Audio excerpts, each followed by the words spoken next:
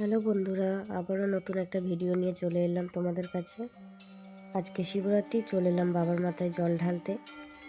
অনেকদিন কোনো বড় ভিডিও ছাড়া হয়নি, তাই ভাবলাম এই শিবরাত্রির ভিডিওটি তোমাদের সাথে ছোট্ট করে শেয়ার করি।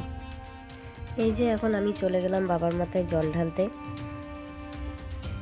যেহেতু আমি সেরকমভাবে কোনো নিয়ম জানি না, তো পাশের বড় দাদারা দিদিরা সবাই বলে দিচ্ছিলেন, ব্রাহ্মণও বলে দিচ্ছিলেন, সেই মতোই আমি করছিলাম।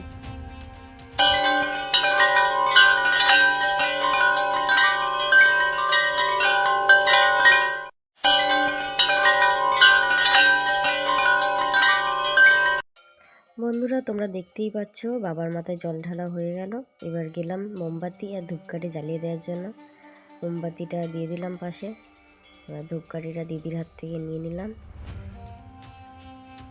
মোমবাতিটা জ্বালিয়ে ধূপকাঠিটা বাবার চারপাশে একটু ঘোরালাম, তো ওই দাদাটা আমাকে বললো কি যে ধূপকাঠি ঘোরাতে নেই বাবার চারপাশে।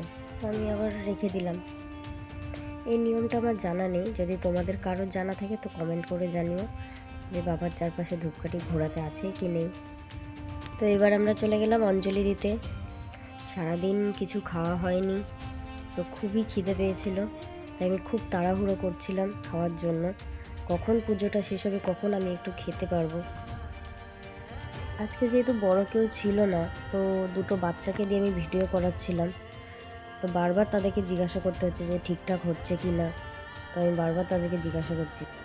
জানি সেইভাবে হয়তো তারা ভিডিওটি ঠিকঠাকভাবে তুলতে পারেনি, যদিও তাদের তোলা ভিডিওটি যদি ভালো লেগে থাকে তাহলে লাইক, কমেন্ট, সাবস্ক্রাইব করে দিও। বাই বাই বন্ধুরা, সবাই ভালো থেকো, সুস্থ থেকো।